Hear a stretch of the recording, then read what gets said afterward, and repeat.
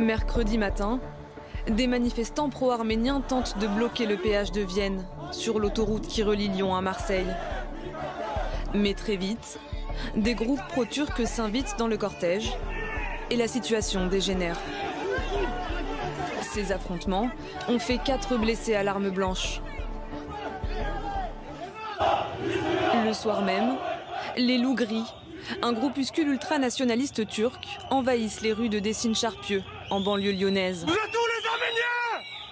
Vous êtes où? Une voiture de police recule face à la meute. Près de 200 individus sont venus des communes voisines pour une démonstration de force. Décines, la petite Arménie, située entre Rhône et Saône.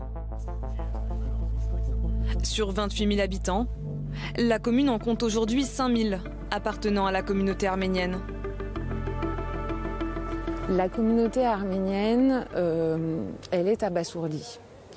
Je pense que si on nous avait tous dit il y a 10 ans il se passera des choses comme ça dans Décines, on n'aurait pas cru que ce soit possible. Les Arméniens ont l'habitude de ce genre d'opération en Turquie, à Istanbul, il y en a régulièrement. Ils n'ont pas la possibilité d'être défendus, c'est une chose. Mais qu'ici en France, alors qu'on a trouvé ici un refuge, un État qui nous a protégés suite au génocide de 1915, puisque cette communauté, cette diaspora est née de ce génocide, qu'on puisse en arriver là aujourd'hui en France, ça nous choque considérablement, ça nous attriste considérablement. De la tristesse et de la colère aussi cet après-midi dans les rues de Décines.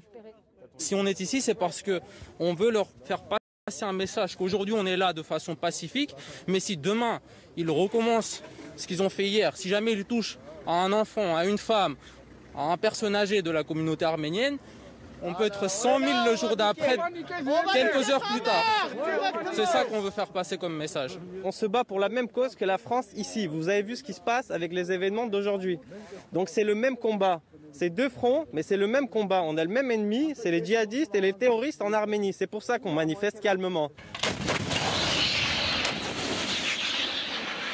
Depuis fin septembre, dans le Haut-Karabakh, un conflit oppose l'Azerbaïdjan, soutenu par la Turquie, aux séparatistes arméniens, qui ont proclamé l'indépendance de la région en 1991.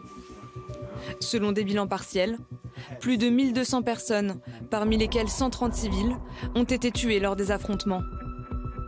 Lundi, pour la 3e fois, un cessez-le-feu a été décrété sans succès. Il n'a tenu que quelques minutes.